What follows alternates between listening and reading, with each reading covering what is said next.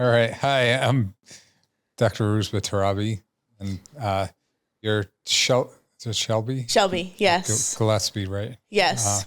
You're a chiropractor, but you do something a little bit different. For sure, yeah. It's a very just specific form of chiropractic. It's more niche down. It's called Yeah. Network Spinal. Yeah. So obviously chiropractor by trade, but the technique in which I practice is just a different art form with Network Spinal. And are there people all over the country that do this, or? Yes, it is growing to be a lot bigger. We're few and far between, more so than you would think now. There's only a couple of us around Arizona, around Phoenix Valley, who practices Network Spinal specifically, but it is growing a lot more. So there's more and more of us popping up. And how did you find out about it? How did you get into it? Yeah, so with chiropractic school, I didn't even know something in this form of chiropractic existed until I got to chiropractic school. I actually had my own personal health experiences, things kind of going on, and I felt like the traditional form of chiropractic was just only getting me so far. Like I felt like there was something else missing, so I started doing my own research. I guess just with what I was searching at the time, the keywords I was using, Network Spinal just kind of popped onto my feed of what I was searching. Found out there was a practitioner 30 minutes from my school at the time. So just kind of like with a gut feeling and intuition, I just decided to pay, even though I was on a student budget, just pay for a care plan and get started with care. And it changed everything for me. It just gave me more perspective and energy flowing through my system to actually connect with the things I was meant to. And then once I was healing in that form, I realized, oh, there's a club at my school. There's seminars I can go to on the weekend that are for this. So I was very connected with the technique very early on in school. It was like my second quarter out of 14. Are you able to tell us some of the things that you were dealing with that it kind of helped with? Yeah. So biggest things, I was noticing a lot of like heart palpitations, just a lot of bodily instances that felt abnormal. Like there were times where I felt like my body was going to give out on me. I lost a lot of trust in my system and body. With the heart thing, it got to a point where I even was like, I need to go to a cardiologist. Like I thought something was seriously wrong. It really was just my body was in so much overwhelm with my nervous system that it just started to create those bodily symptoms. So that's just what it ended up being essentially. But that was what kind of made me search for something deeper, because I knew it just wasn't like a physiological process. I knew there was something stemming from something deeper at the time. And other than with it helping some of the things you were dealing with, was there something that really intrigued you in Network Spinal? Yeah, I think the beautiful thing that intrigued me most about Network Spinal, it's a very beautiful blend of science and spirit to me. I think chiropractic in its truest form is actually that as well, but just like with every other profession, people kind of get away from what chiropractic is in its truest form sometimes. But that's what intrigued me most. It's just really what chiropractic is at the root, which is really focused on nervous system specifically and removing any interference to that system so that you are connected back to who you actually are, which obviously is a beautiful thing, like people connecting to their most authentic self. And was there a patient that you treated that kind of changed the way you thought about it as well, made you more interested in it? Yeah, I think the beautiful thing about what I'm able to do with Network Spinal is I experience that daily. Like people coming into my office and having really big life shifts, whether it's like something that may be simple for someone, like, oh, I'm actually able to identify the next step in what feels most aligned for me. Yeah. Like maybe something as simple as like just routine, like in daily routine, but it could be really big things like people quitting their jobs, opening their own businesses, like feeling more tapped into who they actually want to be and what they want to present to the world. Also like really big disease type, like healing things too, like just with, we see a lot of like multiple sclerosis, we see a lot of RA, like a lot of things like that. And that's like not what we like claim to heal Yeah. diseases or anything. That's never anything that we claim as chiropractor, but it is just people have more life flow throwing through their system. So their life experience is just vastly different. So we get to see miracles and things like that on the daily, which makes it a really beautiful job. And so how does this all start out with someone seeing you? Like, what are you looking at? What are you know, what are some of the most common questions you ask to figure out what these patients are, dealing with? Yeah, so we do like a whole initial visit type of process within the office. The biggest things that we offer to kind of get like a big idea about the health and functioning of the nervous system, we have this scanning technology. It's called CLA Insight scans. It measures the nervous system in 3 different ways. So there's 3 separate scans. They're handheld equipment. It's like radiation-free equipment, but it just gives a really good root inside picture about what's happening. So it measures heart rate variability is one, a thermography scan is the other to measure just where tension patterns are at the spinal cord level. And then we also do a posture EMG scan. So that kind of measures just like how efficiently you're using the energy stored within the postural muscles. We take posture pictures too, because that can kind of tie in with what we're seeing with the scans, just to see how people's bodies are kind of holding with the tension they're holding. We feel, obviously, like feel with the spine and everything as well, just what's happening with the fascia, the muscles, all the tissue, just where the bones are sitting, how the body's being held, personal health history, kind of taking all of these clues together to see where they're first starting before we move forward with care. All right. And then, so what's the care plan usually, that, like you're using with the most common patients? Yeah, no, that's a good question. With us, we definitely do pretty intensive care plans to start. The way that I kind of equate it to, like a good metaphor is like with something like working out. Like you wouldn't expect to do that every once in a while and expect really big shift and change. And it's kind of the same with the nervous system. We're just retraining the nervous system to tap into new patterns, release and heal. So time is something that you unfortunately just can't get away from with this type of care. But with that being said, we do like 2 to 3 times a week to start, but it's only for the first like couple of months. Then we taper as we go on, as we transition more into like a wellness maintenance type of structure. It's just, we really have to help the body build strategies and tools first before we can kind of move into that realm. What's some of the homework that you have these patients do? Like, what do they need to be doing at home, along with coming in for the visits with you guys? Yeah, so with homework, I honestly don't assign like actual homework. Like I know there's some chiropractors that will do like different posture exercises, like different things like that. And I personally don't necessarily assign things like that. But what I always tell people is just having more awareness of the things that can kind of affect your nervous system can help you kind of move through different experiences just a little bit differently. So the way I describe that is calling it the 3 T's. 3 T's that affect the nervous system.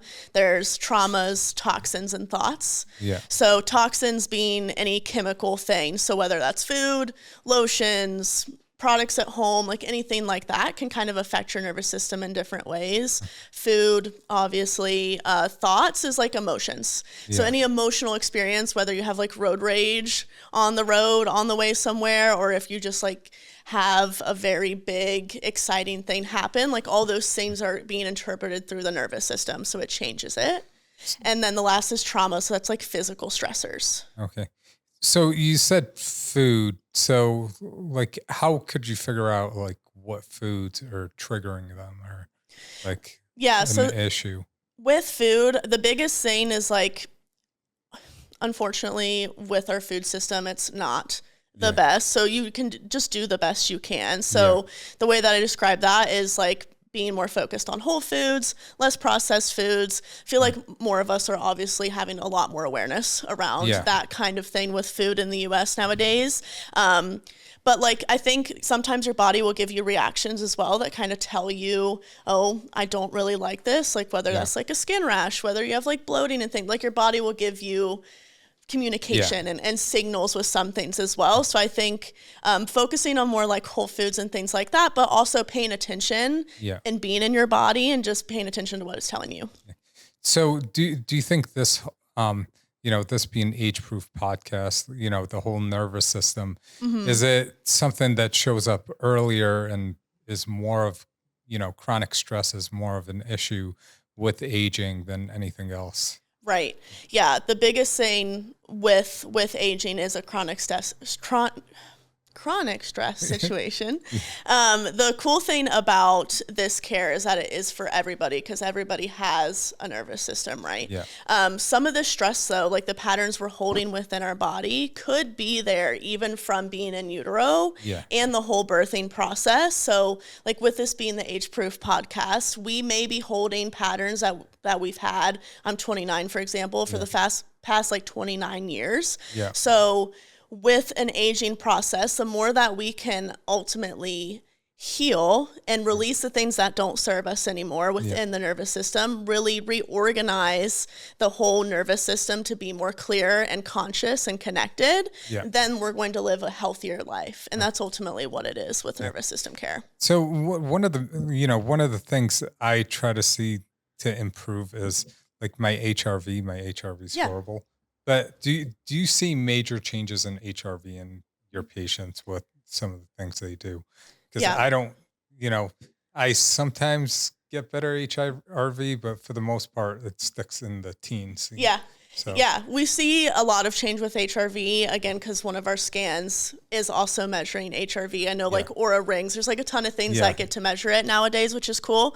But that is something we see lots of shift in for sure. Yeah. With the like way our scans are able to see it, it kind of shows us like one half of the graph being that fight, flight, survival part of the nervous system. Yeah. Other half being like the rest, digest, more of like that brake pedal nervous system. Yeah. So it separates it into different quadrants. It gives us like a graph picture, and your dot is placed in one of these quadrants. So it can tell you if body is tapped into fight, flight, at rest, if it's more in an exhausted state, if it's kind of right in the midline and able to bounce back and forth between both parts of the nervous system. So with that measuring tool, we check in throughout care plans to see how HRV is changing. And we do see a ton of shift with it overall. Sometimes HRV takes a little bit longer than some of the other things to shift and change, but we still do see quite a bit of shift. Yeah. I just related to being a surgeon. Like I Yeah. don't think you're ever gonna de-stress. Although I do meditation and breathing and For sure. stuff. And I know you use a lot of meditation and breathing exercises to help people. It's kind of different, right? Yeah, with like breathwork type things, there's actually something that we use in office. It's called somatorespiratory integration. So that's really just a fancy term for just like body and breath blended together. Yeah. So with obviously doing the body work that we do with the gentle light touch with the Network Spinal, we also have some like different positionings and different like sayings we say out loud to incorporate a whole like breathing modality as well. It's incorporated with this 12 Stages of Healing by Donnie Epstein. He kind of breaks that down a little bit, but you blend somatorespiratory integration with these 12 stages of healing. So breathwork is a big thing that we also do just within office in conjunction with the Network Spinal table sessions as well. And then, so the gentle touch, how's that different than, your regular chiropractic where, you see these videos on For social sure. media that are, you're like, all right, that can't be in the US or that guy can't be alive. Yeah, it's tough. It's tough seeing those. I think obviously the biggest thing with it being gentle touch is there's no twisting and thrusting like some of the traditional chiro. There's no like this crazy Y strap thing. Like there's no really big force happening.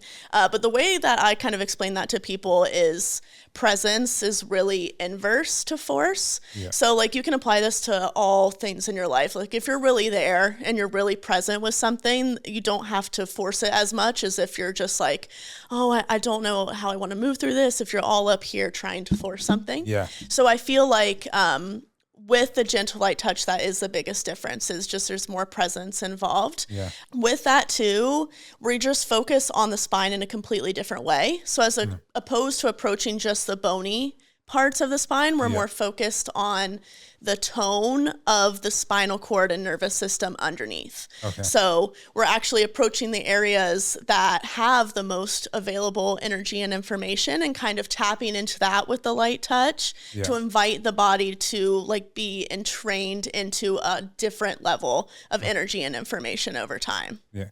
And then the other thing, being in like a lot of the longevity conferences and everything, there's a lot of talk about like vagus nerve stimulation. Yes. And even like on social media, being like a biohacker, that's like constantly a thing. Yeah. But when you read into it, most of it's like almost like a hoax. Some people are like, it saved my life.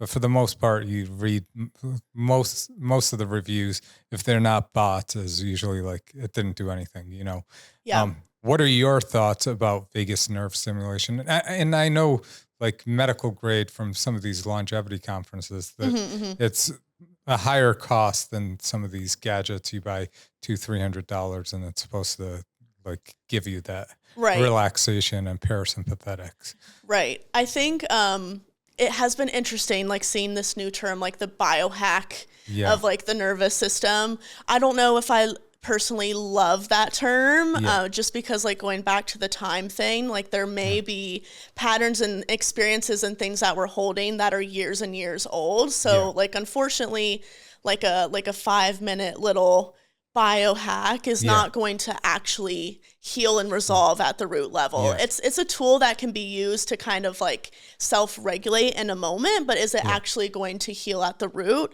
I don't think necessarily. I think that's deeper work that needs to be done.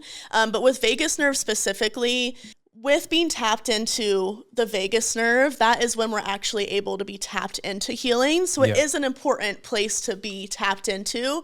But again, I do think it takes like deeper healing to really tap into that space more often, because it's not just a quick fix moment. It's tapping into it over and over and over again. So we can tap into the healing over and over again.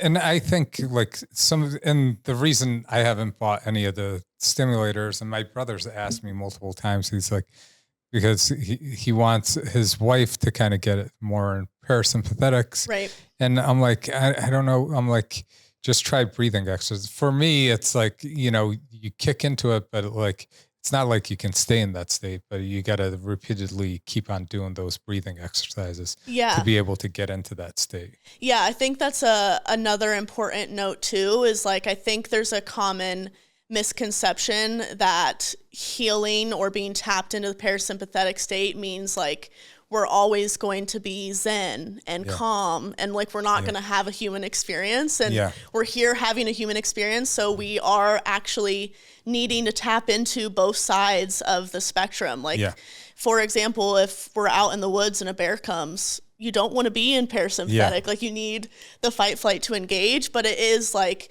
where the chronic stress comes in. We are tapping into that fight flight when we're just trying to send like an email as opposed to being chased by a bear. So that's where it becomes an issue, but they are both still important. So I think, that's been like an interesting thing I've been seeing all over recently is like healing is actually feeling something too. It's not just constantly being in the parasympathetic. Yeah, exactly. So I use, I use brain tap, and that tends to, with the light and frequencies and it does use a lot of breathing exercises. I think that kind of relaxes. And I get great sleep with it. How are you able to, and what you do probably helps a lot with patients getting sleep. Yeah. Do you get a lot of people that come in with insomnia and, you're treating them and like figuring out like, getting them into a pattern, getting better sleep? Yeah, absolutely. 'Cause again, like, especially in our worlds today, there's just so much overload that our systems are constantly getting. So of course it is harder for our systems to kind of wind down. We have access to so much that can kind of keep us tapped in even after hours when we're not supposed to be tapped into anything anymore.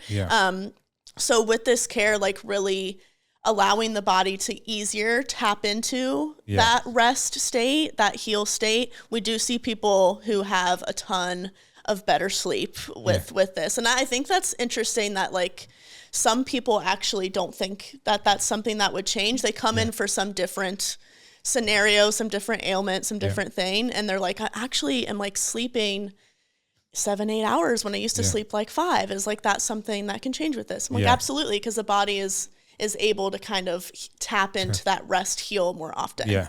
All right. And then, and do you do any work with, preoperative patients or postoperative patients, patients that have had surgeries and stuff? You must see more like towards ortho world where, they're getting hip and knee replacements. Are you able to work with these patients and like helping them heal better or quicker, however it is? Yeah. I mean, obviously, our systems are so interconnected. So even something like down, knee, ankle, things like that can relate back to what's happening in the spine. So really focusing on the alignment in the spine and allowing the rest of the system to kind of tap into that alignment as well can be really helpful for people like that. Absolutely. Especially, with hips, ankles, knees, things like that. I think, also, too, we see a lot of people who experience a lot of emotional distress things like post-operative, like them like relating and being safe in their body again. Like, I feel like that's something that we've helped a lot of people with as well, is just kind of like healing and processing and releasing that experience, because it can be a really big experience for people too. Yeah, I think like, I've said this before on this podcast, but like everything's so interconnected and like once you figure it out, and that's where I kind of search for what's wrong. Even if my hand hurts, you start thinking differently, you respond differently to questions, or and also your bowel habits change, like everything changed, like your gut, your brain, your entire system like almost becomes inflamed all at once. And like even like having like a flu or whatever, it kind of like all of a sudden you have all these other ailments. But like if you treat it appropriately and go to the stem root, you can kind of take care of it all. Yeah, exactly. That's the biggest thing is really addressing at the root level, which is why we just focus so much on nervous system, because it is the system that controls all other bodily systems, like immune system, digestive system, like all the things that the body is able to do filters through nervous system first. It's also just how we perceive our entire world and interact with our world. It all has to flow through that nervous system. So and the other thing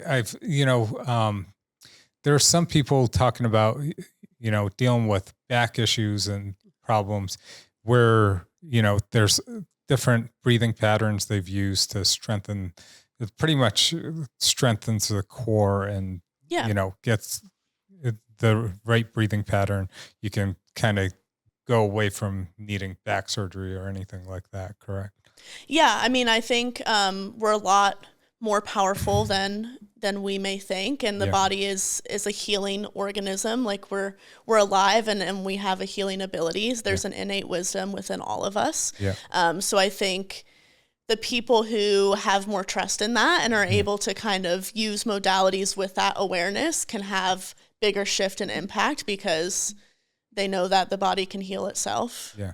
And what are some of the biggest things that come along with chronic stress? Like what are some things that people wouldn't know that like chronic, they think they're just stressed out. Like what could that lead to? So many things. I think the biggest thing with chronic stress in general, it can be like just like a silent killer. It could be like simple things like not getting enough sleep at night, having actual bodily symptoms where like your chest feels tight. You feel like your neck is always on 10 every time you're trying to move it. Like there can be bodily things that come up with chronic stress. But I think too, just like what I was saying earlier, like if you're trying to have a phone conversation and you can feel your heart rate start to speed up. If you're just trying to like have a conversation with somebody in a way that typically wouldn't ignite a fight flight, if you're getting some type of bodily reaction that is fight flight, that's a big indicator of chronic stress. But the way that it can just break down the body over time is with the chronic stress, it can start to lead to like chronic health problems in regards to like lungs, heart, all bodily systems, because again, it's connected to the nervous system. So if it reaches a certain level of overwhelm and there's no release or reorganization and healing from there, then ultimately it's just going to completely break down. And that's just something that happens over and over again. And like cancer and stuff. Absolutely. Some of those can be part of this. Yeah. Thing, right. Yeah. Oh, I wanted to just ask, like, what are some things that you want patients to do on their, I know I asked about homework, but are there daily routines that you suggest, like patients, you know, other than like inappropriate diet and like, is there meditation or breathing exercises that you usually want patients to do? Yeah, there's something that I invite patients to do a lot is just bringing more connection back to being in their body. I think a lot of the times we bypass things that are happening in our body because we're so tapped into our mind constantly.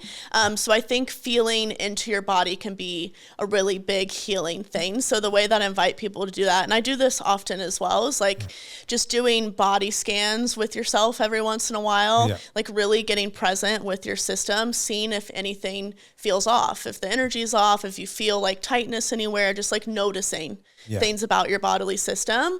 And then I kind of go down like a rabbit hole with it. Like it might sound strange, but like if I find tightness or like an energetic shift somewhere within my system, I ask like, hey, why are you feeling this way? Like, why are you there? And you can go down this whole rabbit hole with it sometimes. And the way that I like invite people to sit with it is just noticing some type of change. So like, for example, if at first you get like a vision of something blue and it feels like kind of jagged and rough, but then you ask it questions, bring breath and invitation to change, and it starts to shift into something yellow, and now it's pillowy and soft. Like the energy has already shifted, and that's already creating change within the body. So that's just like something that was a tool I used personally that I have been inviting a lot of my practice members to use on their own as well, just to kind of like scan through and be in their bodies a little bit more. And are there other different modalities that you guys are using in your practice compared to like going to general chiropractic? Not outside of just the different technique with the network spinal being the gentle touch versus the traditional form of what you think of with chiro. Obviously using that somatorespiratory integration. So using some more breathwork things. That's something that can be missed in a traditional chiro experience as well. And then not all offices have the scanning technology we have that we use to kind of tap into the root of what's happening with health and function of nervous system and how that's really shifting over time with the check-ins that we do. So, and you know, with the gentle touch, the question that came to mind is, you know, like how acupuncture works, and is it very similar to the points they use in acupuncture that you're using with the gentle touch? It's actually not, but the idea is similar in the sense of like, this one area can create shift everywhere. So like the areas that we're creating or making contacts, they're called spinal gateways. So they're areas along the spine, usually just within the neck region, and then also the sacrum and tailbone region. Reason being is because the spinal cord actually anchors to the spine in those regions. Like there's like a bodily place that it's attached. So we're just like touching and inviting the body to tap into areas in those spinal gateways. It's kind of like an eye of a hurricane. It's like where the most amount of available energy and information is sitting. So we kind of tap into that to ripple affect everything else within the body, just directly with where the spinal cord is connecting. Kind of like it's mainly like the craniosacral. Similar, yes. Similar. Okay. Yeah, craniosacral is a chiropractic technique that actually was like one of the pieces that Donnie Epstein used when he created Network Spinal. So Network Spinal was like a pool of all these kind of different things. That was one of them. Yeah, and the reason I know that one was more, you know, my first son was colicky, and you know, just trying to figure that out was like you learned you know, people were using craniosacral movements trying to get rid of colic and stuff. I didn't try any moves on my kid, but but like just some of the gentle stuff to try to see if it actually worked. Yeah, we see lots of babies and kiddos, Yeah. and in office as well, and do same thing. Are there any modalities or like cold plunge, red light, anything that, patients must come nowadays, like patients hmm always come and ask about it, or oxygen therapy and stuff that you suggest with some of these patients? I mean, I feel like with the modalities, I think it doesn't hurt for people to see if it makes change for Yeah. them.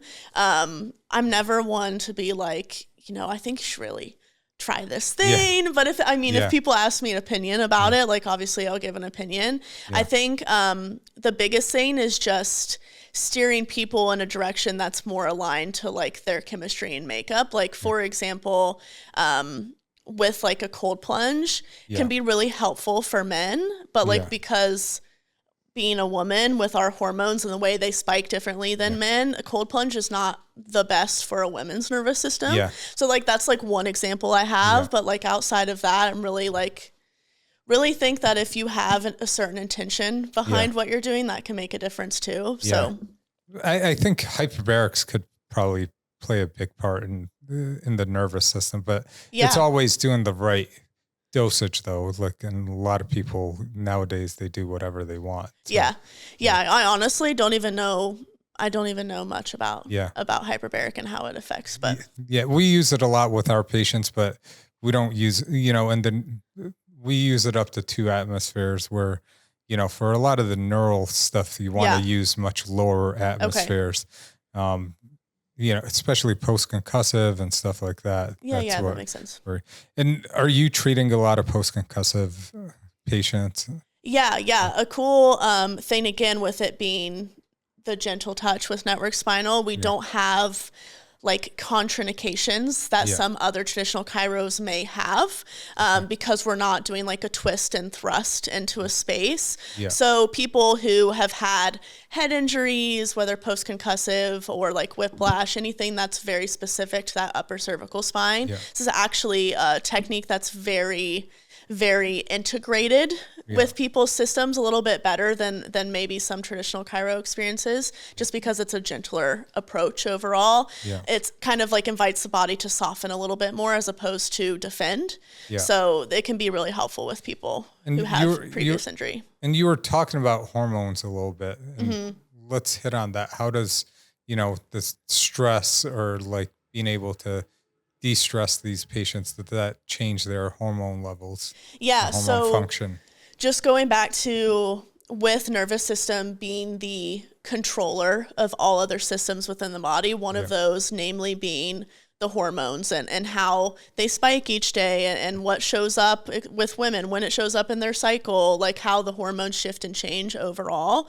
That's all controlled by nervous system. So if we're addressing and releasing and removing interference at nervous system level, it can help shift how hormones are showing up within the body. With the scans we do, with the thermal scan, it shows where there's actual tension at the spinal cord level. And typically we see with people who are dealing with some hormonal issues or changes, they have a lot of stress lower in the spine, like lower back, like sacral region, just because those nerve roots are associated with where the hormones are kind of happening. So that's something we see a lot of people with. The thermal scan, what's it based off of? Like, do you know what it's like, how they're scanning? Or So it's just a handheld tool, and it has wheels, and you start at the base of the spine and you roll up to the top and a point behind each ear. So with it being thermal, it's basically measuring heat. So if you think about tension will show up with inflammation and heat patterns. So with it measuring where the heat patterns are kind of showing up, it can show what spinal levels have that tension pattern or that inflammation in that area. Okay. And then once you have them mapped out, are you mapping them out like every time they pretty much come in to see what needs to be treated? Or, you're trying to fix one area in multiple sessions and then go back to the scan and see if there's other areas to deal with? Yeah, so that's a good question. We do scans periodically, but I'm Yeah. not scanning someone every time they come in. So Yeah. like if there's a 50 visit care plan, Yeah. we'll say we scan like about 3 times within the 50 visits, just after X amount of visits each time, just to see how the things are moving and shifting. Yeah. But the way we kind of feel and measure what we're going to do for the table session that day, there's a whole phasing protocol within Network Spinal that we use. So it's just collecting information. So with a practice member laying on the table, we're feeling tension patterns between bony parts, muscles, fascia, anything that they're holding in the neck. Like I'm feeling and touching their spine to notice where they're holding things. Yeah. I also move their foot around. The Achilles tendon is actually like a little mini spinal cord. Yeah. So when you're pulling it down and pulling it laterally to the side, you can feel where it's catching, and that can correlate with where there's tension in the spinal cord. Okay. And then I have people turn their heads different ways. It's all just like pointing to where on the spine we're going to make our contacts within the phasing system. So that's kind of how like we decide day what we're going to do. So a lot day. of it's more based on, your feel, and then that's just supplemental where the thermal scan.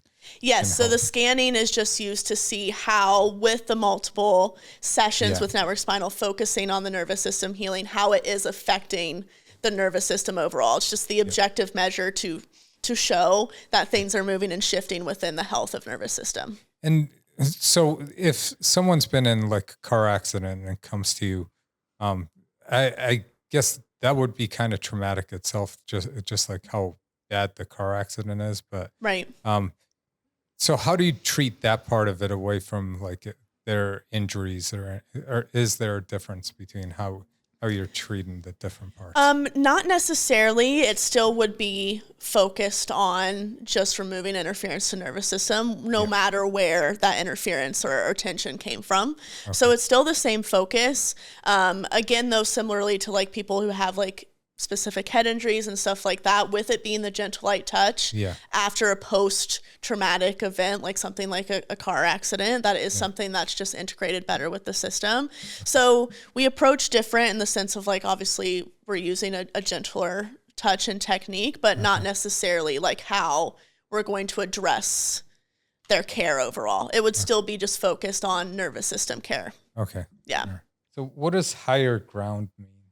Yeah. So when I was in chiropractic school and just feeling into, I always knew I wanted to open my own practice right out of school. That was always my plan. I ended up I graduated in March of 23 and opened in August of that year. Yeah. Higher ground was just something that came to me in a meditation. I want to say the year before, it was like a Lion's Gate, like 8-8 portal, like meditation thing. And I went in with the intention of like wanting to feel into my practice and like what that would look like when I opened the following year. And Higher Ground came through, and Healing Sanctuary came through later on in the meditation. They came in separate. But labeling it as a healing sanctuary as opposed to like chiropractic medical rehab joint, like I think it's a higher energetic that surrounds it, and we just want a higher energetic surrounding the space, because that is where people are being vulnerable, really healing and moving through big experience, shift and change. So having that sanctuary and just like the energy behind it was important. So I think overall Higher Ground Healing Sanctuary just has a high vibration, and that's just what we want to provide in the space we have. And are there any supplementation or anything that you recommend for patients? You don't have to be specific, but like I was going to say, it just kind of depends. Sometimes not anything like specific brand and things per se. But if I have someone who's like dealing with lots of inflammation in the body, always like turmeric, like there's lots of like herbs and different supplementations that I do recommend depending on the ailments or things they're kind of moving through, but not necessarily anything specific. Okay. Yeah. That's, there's so many natural products that you could use to just, deal with inflammation. And also like, I think having a good GI map of knowing what your gut like reacts to and stuff is like, makes a big difference. It's a huge difference. Yeah, absolutely. And then, you know, we see more GLP-1s. Like, has GLP-1s affected like some of your treatments or anything like that? Do you see it? I know it's kind of like way out there, but Yeah, I mean it's obviously a very big thing right yeah, now. It's like popping up everywhere yeah, for lots of people. The way that I kind of talk through it with practice members is kind of going back to those things that affect our nervous system, like our three T's. yeah, GLP-1s is technically a chemical toxin. yeah, So it would affect how your nervous system is kind of experiencing life. So yeah, that's how I kind of present it to people. Again, I'm not going to be someone who's like, you have to do it this yeah, way and this is how it yeah, should be, but I will give you this fact, and the fact is it is a chemical stress to the body. yeah, So if that is something that you're okay with implementing, then you are. yeah, But if you're not, then now you know, have more awareness around the fact that it is a chemical stressor and it can yeah. create shift and change within the nervous system. Okay. Yeah. Because, yeah, people come in, you know, part of it, you know, it could be anti-inflammatory, but there are shifts in your nervous system that it definitely like creates. That's why you don't want to eat as much. But also Yes. people, you know, there's people that lose hair also with losing excessive amounts of fat also comes like the loose skin, and where people, you know, like that just becomes a constant thing in their head that Yeah. also bothers them. So there are other, and it also, you know, like there's people that talk about decreased sex drive and like just not liking to do anything anymore Yeah. once you've been on it for, I've been on it for a while. I still, but I supplement with a lot of other stuff Yeah. too. Yeah. So I don't think I feel that effect as much, but like there are people that, you know, they don't enjoy a lot of the things that they used to do. So it becomes like this downward spiral. Yeah. Yeah. It's very You interesting. know, your weight could be right, but the rest of, you know, like what we're trying to treat isn't. So Yeah. I think that's something that will probably start to pop up a little bit more as yeah, people continue to be on it for long periods of time. And the thing is, we don't ever know. yeah. We don't ever know. So it's just seeing. Yeah, I think part of it's also, you know, like with big pharma, they can play the books and create propaganda where they need to, because I think for a while when there was a shortage, you heard all these like horrible stories, but they're Yeah. making so much money now off of it with being off the shortage list. And it doesn't, you know, they crack down on the compound pharmacies that are selling it cheaper, but still they're making so much money that whatever comes in as malpractice on their part, they don't really care They don't because care. they're making trillions of dollars Yeah, they off do not care. this one medication. Um, but like when there was the shortage and they couldn't get it out fast enough, and they were still making tons of money, but they kept on putting out like these like suicides and Yeah. like this depression, all this stuff. You heard more about it, but then it just gets shoved under the table once they got, you know, their stuff back Naturally. on. So yeah. It tends to Yeah. happen. So yeah. So you're like, all right, how much, you know, that's where, you know, like even with the FDA, you're like, some people are like, I'm a physician, I'm going to follow the FDA. I'm like, but just read in the science and like, you know, see the evidence and see what's good to be used, what's not Yeah. going to function, what's not going to be It's good following for you. truth. Yeah. Yeah. The thing is, overall, I think it is making, well, good amount of people health where they need to be, because we have a big issue with obesity and diabetes and stuff. So I think in that realm, it's helping, but where we're going to get with this is it's probably going It's a to lead slippery to slope. major issues once we find like long-term effects of what this can do. Right. You know, right? So I'm just like, where are you going to find a place to inject? Like if you're injecting for that long, so Man, I don't know. it's small amounts, but never know. We don't have too much time left, but we have, we like to do like quick takes. So where we ask you some quick hit questions and get your response to them. They're not Okay. overly tough Yeah, no and worries. respond the way you want. It's not, So, are you a morning person or night owl? I want to say neither. I hate being up in the morning. I will do it. But also I go to bed at like 8:30, 9 o'clock every night. Yeah. So Good. Good answer. You're not up at 3 a.m. going and working out. I need Shooting my sleep. Instagram videos. Coffee or tea? Love both, but I drink coffee more. Yeah. Favorite way to regulate your nervous system? Network Spinal care. What's one health myth that you wish would disappear? Oh, I don't know. That's a tough one. Yeah. There's a lot of them. I was going to say there's a lot, and my brain can't think of one right now. Yeah. Roundup's good for your plants. I think that's the best one. One habit every woman over 50 should start tomorrow. Ooh. Regulating or tapping into what stress levels look like for them. I think that's huge because, like, I don't know. I look at like my wife, my in-laws, or even your mom. They just stress about everything. Yeah. Where guys are like, carry a lot. Whatever. So yeah, that's definitely a big thing. Most underrated wellness practice. Breathing. I think that's huge, and people don't understand it until we you can really tap get into it all it. the time. Yeah. Like, especially like, I don't know, for a surgeon, it's like I'm under the microscope and you just, step back, you do a few breathing exercises, calm yourself. And like, I'm usually pretty calm anyways, but if anything like gets hard, I'm like, it's the easy thing to go to, but you got to know you can do it. I was going to say, I feel like most of us go throughout our whole day and not even taking like one deep breath. Yeah. It's like we forget that that's a tool that we have for sure. I know sometimes you're like, when life gets busy, you almost you're like, I don't think I can breathe that deep. And it's 4 seconds. You can definitely breathe. Yeah, it's like an autopilot response to just have the shallow breath all day long just to keep me alive. I know. Biggest misconception about chiropractic? Ooh, good one. That it's just about back pain when it's actually about removing interference to nervous system. Which is your practice, which it's a huge separation from a lot of the other stuff.